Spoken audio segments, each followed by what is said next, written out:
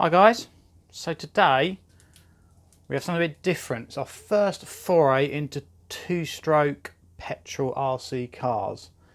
Now we picked this up in a second-hand job lot. Another petrol car, Marder, which we'll come on to in another video, and a load of electric stuff, which we will do a walk around of what we picked up. But here is the Losi DBXL, Desert Buggy XL. Now it really is a big car.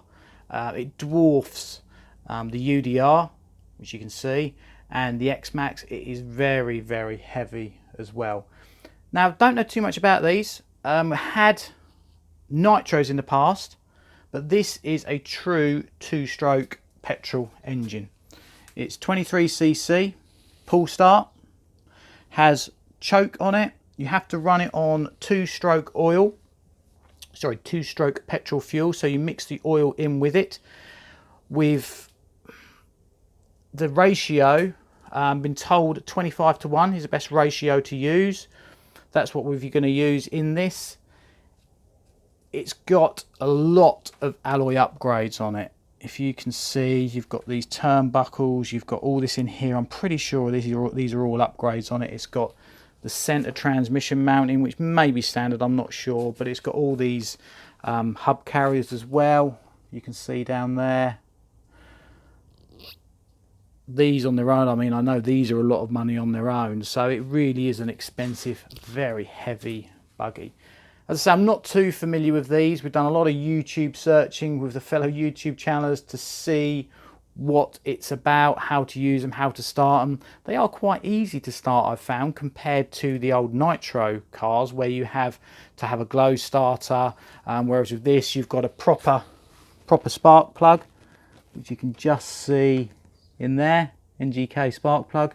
You've got a priming fuel pump on it, which is there, and there's a nice cut-off switch, so when you want to stop it, yellow button, just press it there. Now I do apologise on the filming of this car. Is so big, it's finding somewhere nice, good, easy to film, and also I've got some work going on at home, so I haven't got as much space as normal, but hopefully you can bear with me on this and we can try and show you this car. But what we're going to do, we're going to have a little run with it.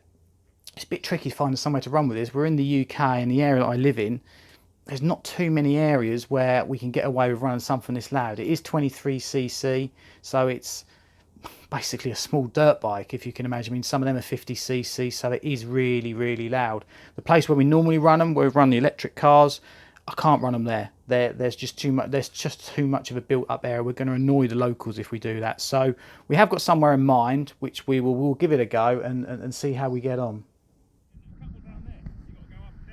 Yeah. What's it on?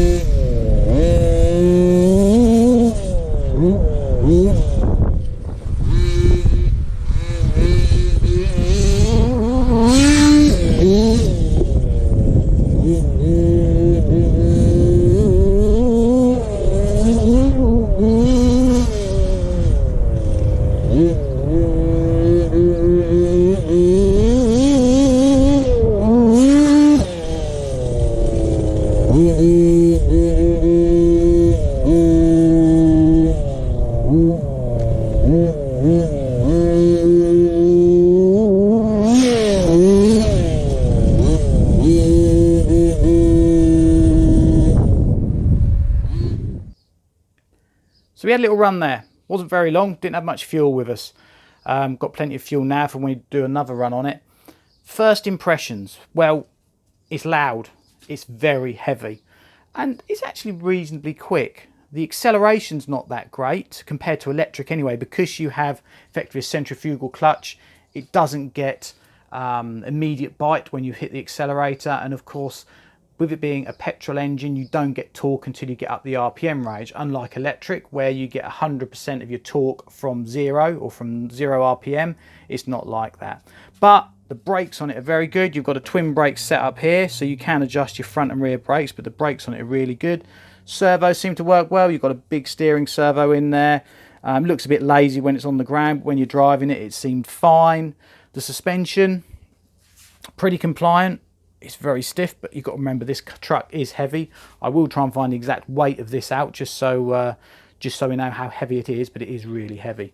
It's got roll bars on it. Again, they're pretty damn thick, which they need to be to counteract the weight of it.